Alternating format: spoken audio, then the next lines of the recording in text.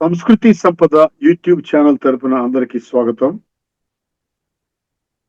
ఉపనిషత్తులు అనే శీర్షికలో శ్రీ లోకనాథం గారు ధారావాహిక ప్రసంగం చేస్తున్నారు. వారి ధారావాహిక ప్రసంగంలో ఈరోజు 64వ ప్రసంగం చేస్తున్నారు. ఈనాటి ఉపనిషత్తు ఈశావాస్యోపనిషత్. దాని గురించి ప్రసంగిస్తారు. శ్రీ లోకనాథం గారికి స్వాగతం. ధన్యవాదాలు. ఓం తత్సత్. ఓం గురవే సర్వలోకానాం భిషజే భవరోగిణాం నిధయే సర్వవిద్యానాం దక్షిణాం తయే నమః. ఓం సర్వగురుభ్యో నమః. పరిపూర్ణ పరబ్రహ్మ స్వరూపులైన ప్రియాత్మ బంధువులారా వందనములు. మనము ఈశావాస్యోపనిషత్తులోని మంత్రములను గూర్చి వివరించుకునుచున్నాము. శాంతి మంత్రముతో ఓం పూర్ణమదః పూర్ణమిదం పూర్ణముదచ్యతే పూర్ణస్య పూర్ణమాదాయ పూర్ణమేవావశిష్యతే పూర్ణమేవావశిష్యతే. 11వ మంత్రమును గూర్చి మనము క్రితము వివరించుకున్నాము.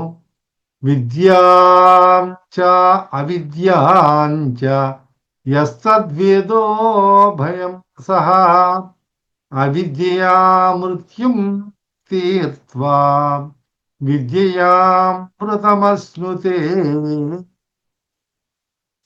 అంటే కర్మోపాసన సముచ్చయమును గురించి ఈ మంత్రములో మనము తెలుసుకున్నాము. అవిద్య విద్య అంటే కర్మోపాసనల ద్వారా లేదా జ్ఞాన మార్గముల ద్వారా ఈ రెండింటిని ఎవరైతే తెలుసుకొని తన కర్తవ్య కర్మలను కానీ ఉపాసనను సక్రమంగా చేస్తారో వాళ్ళు అమృతతత్వాన్ని పొందుతారు. కానీ ఈ కర్మలు చేయుటలో కర్మ ఏది అకర్మ ఏది అనే దానిలో పెద్ద వాళ్ళు సహితము చాలా గందరగోళానికి గురి అవుతారు. ఎందుకంటే కిం కర్మ కిమకర్మేతి కవయోప్యత్ర మోహితాః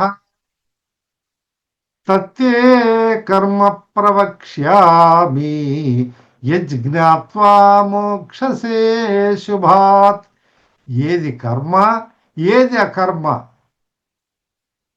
అనే సంశయములో కవయపి క్రాంత దర్శనులు కూడా మహాత్ములు కూడా ధీరులు కూడా దీనిలో మోహమును చెందుతారంటే కలవరపాటు చెందవచ్చు. కాబట్టి తత్తే ఏ కర్మ అయితే అది సక్రమంగా కర్మ బంధనము నుంచి విముక్తి కలుగజేస్తుందో అటువంటి కర్మలనే చేయాలి. అంటే శాస్త్ర విహితములైనటువంటి కర్మలను చేయాలి. నిషిద్ధ కర్మలను శాస్త్రము నిషేధించినటువంటి కర్మలను చేయకూడదు. అంటే ఈ కర్మ ఫలితం వల్ల బంధం ఏర్పడుతుంది. ఆ బంధము వల్ల జీవుడు జనన మరణ రూపమగు సంసార చక్రములో బంధించబడతాడు. కనుక కర్మాకర్మలను విద్య అంటే అవిద్య అంటే మనం కర్మని శ్రీ శంకరలో భాష్యములో చెప్పినట్టు మనం తెలుసుకున్నాం. కాబట్టి దీనిలో జాగ్రత్తగా పరిశీలించి సద్గురూపదేశముల ద్వారా సద్గురిని శ్రోత్రియ బ్రహ్మనిష్ఠుని వారి ద్వారా ఈ కర్మల యొక్క విజ్ఞానమును ఆర్జించాలంటే అలా చేసినట్లయితే ఇతనికి మోహములో చిక్కుకొనడు. ఏది కర్మ ఏది అకర్మ, ఈ ఈ కర్మ చేయుటలో నిష్కామంగా అంటే ఫలితాన్ని ఆశించకుండా ఫలాపేక్షరహితముగా నిరపేక్షముగా కర్మలు చేయాలి అనే సూక్ష్మమును గ్రహించుతాడు. అంతేకాదు భగవదార్పణ బుద్ధితో చేయాలని, భగవదార్పణ బుద్ధితో ఈశ్వరార్పణ బుద్ధితో మనము కర్మలు చేసేదాని వల్ల చిత్తశుద్ధి ఏర్పడుతుంది.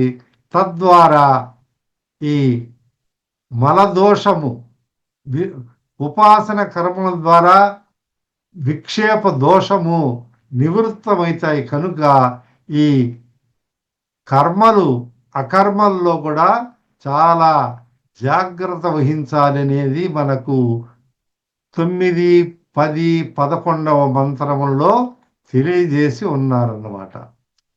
అంటే ఈ స్వాభావికంగా చేసే కర్మలే మనోనుగుణంగా అంటే మనము మనసు ప్రకారము మనము చేసినట్లయితే అప్పుడు వాటి చేత బంధించబడి అనర్థాలకు పాలవుతాము. కాబట్టి ఈ మృత్యువును అతిక్రమించాలంటే మనము శాస్త్ర విధానములో శాస్త్ర విహిత కర్మలను ఫలాపేక్ష రహితంగా చేసి ఎవరైతే చేస్తారో వాళ్లకు బంధ విముక్తి జరుగుతుందని, అలా కాకుండా శాస్త్ర విధిముత్సృజ్య వర్తతే కామకారత నస సిద్ధిమవాప్నోతి నసుఖం నపరాం గతి. ఎవరైతే శాస్త్ర విధిని వదిలి తన ఇష్టానుసారంగా పనులు చేస్తాడో ఈ లోకములో అతనికి సిద్ధి గాని సుఖము గాని పొందలేడు.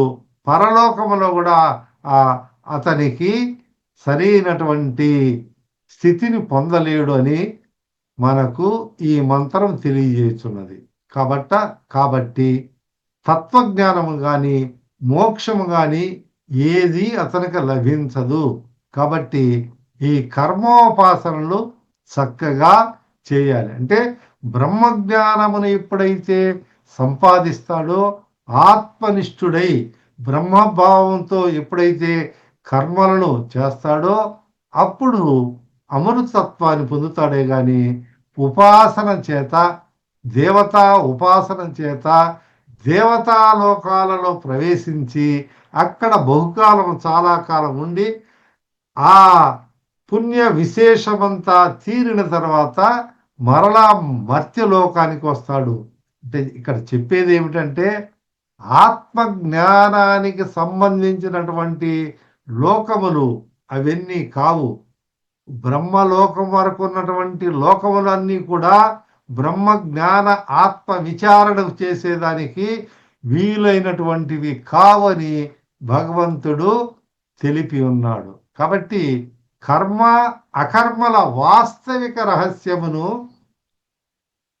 బుద్ధిమంతులు కూడా పొరబడుతూ ఉంటారు. కాబట్టి ఈ రహస్యమును తెలుసుకొని వర్ణాశ్రమోచితమైనటువంటి అవశ్య కర్తవ్య కర్మలు కూడా త్యజించకుండా చేయాలి. కాబట్టి ఈ కర్మ బంధన వలన విముక్తి లభించదు. కాబట్టి ఈ జ్ఞానం అకర్మావస్థ నైష్కర్మ సిద్ధిని పొందాలంటే ఇటువంటి తత్వమును చక్కగా తెలుసుకుని ఉండాలి. కావున ఎవరైతే ఈ తత్వాన్ని తెలుసుకొని కర్మలు చేస్తారో వారికి పాప పుణ్యములు రెండు కూడా అంటజాలవు అనేది మనకు ఈశావాస్యోపనిషత్తులో తెలిపినటువంటి రహస్యం. తదుపరి 12వ మంత్రములో వ్యక్త అవ్యక్తోపాసనల గురించి ఆ సరిగా చేయకపోతే అనర్థాలు ఏర్పడతాయని దాని యొక్క నిందన గురించి ఈ 12వ మంత్రములో తెలియజేస్తున్నారు. అంటే 12, 13, 14 మంత్రాలలో కూడా అక్కడ 9, 10, 11లో కర్మ అకర్మ ఉపాసన గురించి ఏ విధంగా తెలియజేశారో ఇక్కడ సంభూతి అసంభూతి అనే తత్వాలు ఈ ప్రకరణమందు సంభూతి అసంభూతి యొక్క తత్వాల గురించి ఇక్కడ ఈ మంత్రములో తెలియజేసి ఉన్నారన్నమాట. కాబట్టి అసంభూతి అంటే ఏమిటి, సంభూతి అంటే ఏమిటి అనేది మనం తెలుసుకోవాలి. 12వ మంత్రం చెప్తున్నది, అంధం తమః ప్రవిశంతి ఏ సంభూతిముపాసతే తతో భూయ ఇవతే తమోయ సంభూత్యాగం వ్రతాః. అంధం తమః ప్రవిశంతి ఏ అసంభూతిముపాసతే తతో భూయ ఇవతే తమోయ సంభూత్యాగం వ్రతాః. వ్యక్తావ్యక్తోపాసన ఇక్కడ నింద అంటే అంధ తమః ప్రవిశంతి. మనం పరిచ్ఛేదం చేసుకుంటే అంధం తమః ప్రవిశంతి ఏ అసంభూతిం ఉపాసతే తతః భూయః ఇవతే తమః ఏ సంభూత్యాం రతాః. ఏ అంటే ఎవరు అసంభూతి అంటే 3 గుణములతో కూడినటువంటి ప్రకృతిని ఉపాసించుదురు. అంటే 3 గుణాలంటే ఏమిటి, సత్వగుణము, రాజస గుణము, తమో గుణము. ఈ 3 రకాల సాత్విక తామస రాజస గుణాలని మనం చెప్పుకున్నాం కదా ఇదివరలో కూడా.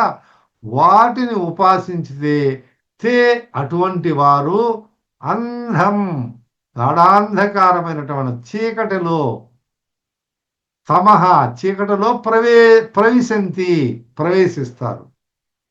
కాబట్టి ఎవరైతే ఈ 3 గుణములు అంటే సాత్విక రాజస తామస గుణాలతో కూడినటువంటి ప్రకృతిని ఉపాసిస్తారో, ప్రకృతి దేవతలను ఉపాసిస్తారో, ప్రకృతిలో ఉన్నటువంటి జంతు జాలములను కానీ దేవతలను కానీ క్షుద్ర దేవతలను కానీ ఉపాసిస్తారో వాళ్ళు గాఢాంధకారమైనటువంటి చీకటిలో చీకటిలో మునిగి ఉంటారు. తదుపరి అంటే ఎవరైతే సంభూత్యాం కార్యబ్రహ్మయగు హిరణ్య గర్భుని పూజిస్తారో వాళ్ళు కూడా ఇంతకంటే వీళ్ళు పొందిన దానికంటే అధికమైనటువంటి తమస్సులో ప్రవేశిస్తారు అని. అంటే తాత్పర్యం ఏమంటే సత్వ రజస్తమో గుణములతో కూడిన మాయాస్వరూపమైనటువంటి ప్రకృతిని ఉపాసించేవారు గాఢాంధకారములో మునుగుతారు, గాఢాంధకారములో ప్రవేశిస్తారు, గాఢాంధకారమైనటువంటి లోకములలో ప్రవేశిస్తారని భావం. మరి సూత్రాత్మ లేదా కార్యబ్రహ్మకు హిరణ్య గర్భుని ఉపాసించేవారు దట్టమైన గాఢాంధకారములో వాళ్ళకంటే మించినటువంటి గాఢాంధకారములో ప్రవేశిస్తారని భావం. అంటే వీటిని గురించి మనము జాగ్రత్తగా మనము పరిశీలించితే మనకు తెలుస్తుంది. అంటే ఈ మంత్రములో వ్యక్తావ్యక్తములు, వ్యక్తము అవ్యక్తము, వాటి ఉపాసన యొక్క సముచ్చయార్థమును తెలియజేయబడుతున్నది. సంభవనం సంభూతి అంటే పుట్టుక, కార్యము, వ్యక్తము. మనము మరి భగవద్గీతలో కూడా ఆ ధర్మము ఎప్పుడైతే క్షీణిస్తాదో ఆ ధర్మాన్ని సంరక్షించేదానికి నేను సంభవామి యుగే యుగే అని భగవంతుడు చెప్పినట్లు అప్పుడు నేను సంభవిస్తాను అంటే వ్యక్తమై వస్తాను, ఒక కార్యక్రమం చేసేదానికి వస్తున్నాను అంటే పుట్టి లేదా జననం తీసుకొని ఇటువంటి సంభవం అనేటువంటి సంభూతి. ఇంకా కొంతమంది సంభూతి అంటే అంటే ఈ భూతి, ఆ భూ అనే ధాతువు కంటే ముందున్నటువంటి అక్షరము సంభూతి. ఈ పుట్టుక అనేది ఆ విశేషమైనటువంటి గుణములు తర్వాత భూరి తత్వాన్ని తెలిసేది కాబట్టి సంభూతి అని కూడా చెప్తారు. అసంభూతి అనగా జగత్తునకు ఉపాదాన కారణమగు మాయాశక్తి, అవిద్య, అవ్యాకృతము, అవ్యక్తమని కూడా అంటారన్నమాట. అంటే ఇక్కడ 2 రకాలైనటువంటి ఉపాసన గురించి తెలియజేస్తూ వ్యక్తమైనటువంటిది, అవ్యక్తమైనటువంటిది, అసంభూతి, సంభూతి ఉపాసన గురించి చెప్తున్నారు అన్నమాట. ఈ మాయాశక్తి జగత్తునకు ఉపాదాన కారణముకు మాయాశక్తి లేదా అవిద్య, అవ్యాకృతము, అవ్యక్తం అని కూడా అంటారు. అంటే వ్యక్తము కానిటువంటిది. ఇదేమో ఈ సత్వ రజస్తమో గుణములతో కూడినటువంటి ప్రకృతిలో ఉన్నటువంటి మరి క్షుద్ర దేవతలు కానివ్వండి, మనుషులను కావండి, ఇలా రకరకాలైనటువంటి ఈ వీరిని ఉపాసించే వాళ్ళు ఎటువంటి లోకాలను వాళ్ళు ప్రవేశిస్తారు, వాళ్ళు ఎటువంటి యాతనలను పొందుతారు అనేది మనం తెలుసుకోవాల్సినటువంటి విషయము. అంటే శాస్త్రముల యొక్క తాత్పర్యాన్ని తెలుసుకోవాలి. భగవంతుని దివ్యమైనటువంటి గుణ ప్రభావమైనటువంటి తత్వ రహస్యములను తెలియకపోవడం చేత భగవంతుని పూజా ధ్యానములను చేయకుండా కొంతమంది ఉంటారు, అశ్రద్ధగా ఉంటారు. భోగములందు ఆసక్తి చేత లోక సేవ ఎందు గాని శాస్త్ర విహితమైనటువంటి దేవ ఉపాసనల ఎందు గాని వాళ్ళు ప్రవృత్తులు గారు. కానీ విషయాసక్తులకు మానవులు దాంభికంగా తాము ఈశ్వరోపాసకులమని నమ్మించి మేము మిథ్యావాదులుగా అంటే శుష్క వేదాంతులుగా మేము ఉపాసకులము ఈశ్వరోపాసకులమని లేనిది ఉన్నట్టుగా చెప్పి జనములు సామాన్య జనములను మోసగించుతూ వాళ్ళ చేత పూజలు కూడా చేయించుకుంటూ కొంతమంది మిథ్యాభిమానం చేత దేవతల కంటే మేము గొప్ప వాళ్ళము, మమ్మల్ని పూజించమని అనే వాళ్ళు ఉంటారన్నమాట.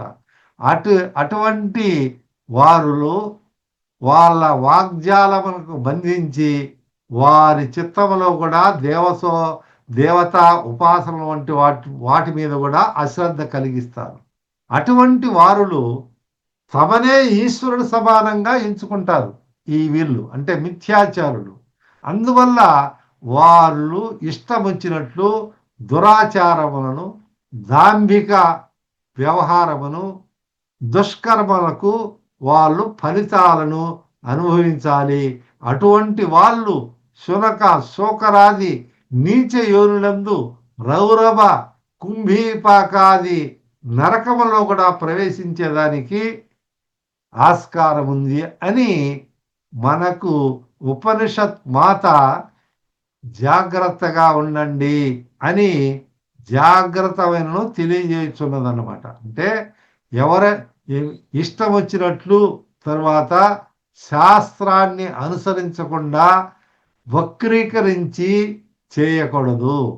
అంతేకాకుండా వీళ్ళు ఈ అశ్వరమైనటువంటి దేవతలను ఉపాసించే వారికంటే కూడా అధికతరమైనటువంటి ఘోరాంధకారములో వాళ్ళు ప్రవేశిస్తారు అని అని మనకు ఇచ్చట ఈ ఈశావాస్యోపనిషత్తులో తెలియచేయబడింది. అంతేకాదు భగవద్గీతలో కూడా షోడశాధ్యాయములో ఈ 18, 19 మంత్రాలను మనం ఒకసారి గమనించితే ఈ విషయాలన్నీ కూడా భగవద్గీతలో కూడా చెప్పబడినాయి. ఎందువల్లంటే ఈ ఈశావాస్యోపనిషత్తును అనుసరించే ఈ భగవద్గీత అనేది రచన చేయబడింది అని పెద్దల యొక్క అభిప్రాయం. అందువల్ల ఈ అహంకారం, బలం, దర్పం, కామం, క్రోధం చ సంశ్రితాః మామాపపరదేహేషు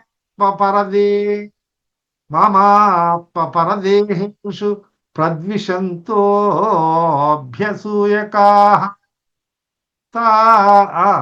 ఆత్మసంభావితా స్తబ్ధ ధనమానమదాన్వితాః జజంతే యజ్ఞైస్తే దంభేన విధిపూర్వకం. అంటే వీళ్ళు స్తబ్దులై ఈ దంభములై ధన మానవులతో వీటినంతా కూడా దంభము చేత దర్పము చేత వీళ్ళు నామయజ్ఞాలను కానీ ఇటువంటి యజ్ఞాలు చేస్తారు కానీ చిత్తశుద్ధితో చేయరు.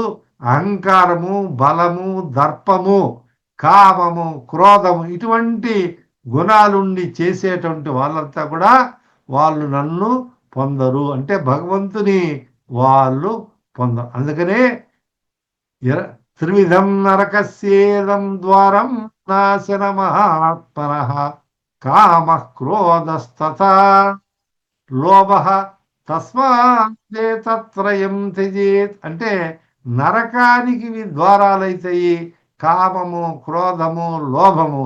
ఈ 3 కూడా త్యజించాలని భగవద్గీతలో మనకు తెలియచేయబడింది. అంటే మిథ్యాచారము పనికిరాదు అని మనకు తెలియచేయబడింది. అంతేకాదు మరి ఉపాసకులు చాలా జాగ్రత్త వహించాలి అని పతంజలి మహర్షులు వర్యులు కూడా యోగ శాస్త్రములో తెలియజేసి ఉన్నారు. అంటే సమాధి యోగ చిత్తవృత్తి నిరోధక అని యోగ శాస్త్రంలో వాళ్ళు ప్రథమ పాదములో 19వ సూత్రంలో కూడా విశేషంగా విశదీకరించినారు. వేదవ్యాస మహర్షుల వారు కూడా యోగ శాస్త్రానికి భాష్యము రాసినది మనకు తెలుసు. అంటే ఈ భవ ప్రత్యయో విదేహ ప్రకృతిలయానం అంటే ఈ 19వ సూత్రములో విదేహులకు ప్రకృతి లయలకు భవ ప్రత్యయ సమాధి కలుగును అర్థము. అంటే భవాన్ని గురించి తెలియజేస్తూ, అంటే భవము అంటే మనకు తెలుసు పుట్టుక లేదా సంసారము. భవమనగా అవిద్యా సంబంధ జనన మరణ ప్రవాహత్వము. భవరోగం అంటారు కదా, మనం చెప్పుకున్న భిషజీ భవరోగినాం దక్షిణామూర్తి స్తోత్రం మనము ఈ ప్రారంభంలో మనము ప్రార్థనా రూపంలో ఆయన సర్వలోకాలకు గురువు కాబట్టి ఆయనను స్మరిస్తూ మనము ఈ ఉపనిషత్తులోకి వ్యాఖ్యానంలోకి దిగినాం కాబట్టి అందులో అక్కడ కూడా ఏముంది, భిషజీ భవరోగినాం. ఆ దక్షిణామూర్తి స్వరూపం ఏమిటంటే భవరోగాన్ని పోగొట్టేటువంటిది, నిర్మూలించినటువంటిది. ఆయన భవరోగానికి వైద్యుడు. మామూలుగా లోకములో మనకు రోగము లేదా మనకు అనారోగ్యము సంభవించినప్పుడు మనము వైద్యుని దగ్గరికి పోతాం. వైద్యో నారాయణ హరిహి అని కూడా చెప్పబడింది, మీకు తెలుసు. ఆ విధంగా ఆయన భవరోగానికి అంటే జనన మరణ ప్రవాహ రూపమైనటువంటి ఈ సంసార చక్రములో గిరగిరా తిరగడమే భవరోగము. ఇది భవం అంటారు. అంటే అవిద్యా సంబంధం. ఎప్పుడైతే ఈయన అవిద్యతో ఉంటాడో భవములోకి అంటే సంసారములోకి త్రోయబడుతాడు. అంటే ఈ భవరోగాన్ని మనము తొలగించుకునవాలి. అంటే సద్గురు ద్వారా కానీ తర్వాత జ్ఞానాన్ని ఆర్జించినప్పుడు విద్యామృతమశ్నుతే తపసా కిల్బిషం హంతి విద్యయామృతమశ్నుతే. అంటే అవిద్య సంబంధమైనటువంటి ఇది ఈ భవము. విద్యకు సంబంధించినటువంటి విద్యా సంబంధమైనటువంటి ఫలితం ఏమిటి? అమృతతత్వము, మోక్షము, విడుదల. ఈ సంసార చక్రము నుంచి విడుబడతాడు ఎప్పుడు? విద్య అవిద్య సంబంధమైనటువంటి వాటి నుంచి పక్కకు వైదొలిగినప్పుడు అమృతత్వాన్ని విద్య చేత అంటే జ్ఞానము చేత. అంటే విద్య అంటే ఏంటి? విద్య అనే శబ్దానికి ఇక్కడ జ్ఞానము. ఏ జ్ఞానము? ఆత్మ జ్ఞానము. ఆ జ్ఞానం ఎటువంటిది? సర్వం కల్విదం బ్రహ్మ నేహ నానాస్తి కించిన అహం బ్రహ్మాస్మి, నేనే ఆ బ్రహ్మనై ఉన్నానటువంటి దృఢాపరోక్షమైనటువంటి జ్ఞానమును పొందినటువంటి వారు మాత్రమే ఈ భవరోగము నుండి విముక్తులైతారని అని తెలియజేయబడింది. ఇది వరకు కూడా మనము ఈ విషయాన్ని గురించి చర్చించుకున్నాము. రెండవది ప్రత్యయము, జ్ఞానము, సంసార సంబంధమైనటువంటి జ్ఞానము.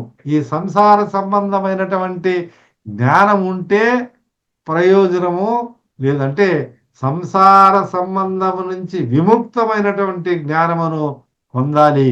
కాబట్టి ఈ విషయాలంతా కూడా చక్కగా విచారణ చేయాలి. ఉపనిషత్తులో విన్నటువంటి విషయాలను 1కి 2 సార్లు ఆత్మ విచారణ చేసుకోవాలి. ఎవరికి వారు విచారణ చేసుకోవాలి. సందేహరహితముగా ఎప్పుడైతే విషయాలను తెలుసుకుంటాడో, వాటిని తెలుసుకున్నటువంటి విషయాలను మననం చేసి నిధిధ్యాసలో ధ్యానపూర్వకంగా ఉంటారో వాళ్లకు జ్ఞానం అబ్బుతుంది. ఈ విషయాలను, ఈ మంత్రములో ఉన్నటువంటి తదుపరి విషయాలను తదుపరి తెలుసుకుంటాము. ఓం పూర్ణమదః పూర్ణమిదం పూర్ణాత్ పూర్ణముదచ్యతే పూర్ణస్య పూర్ణమాదాయ పూర్ణమేవావశిష్యతే. హరి ఓం. లోకాః సమస్తాః సుఖినో భవంతు.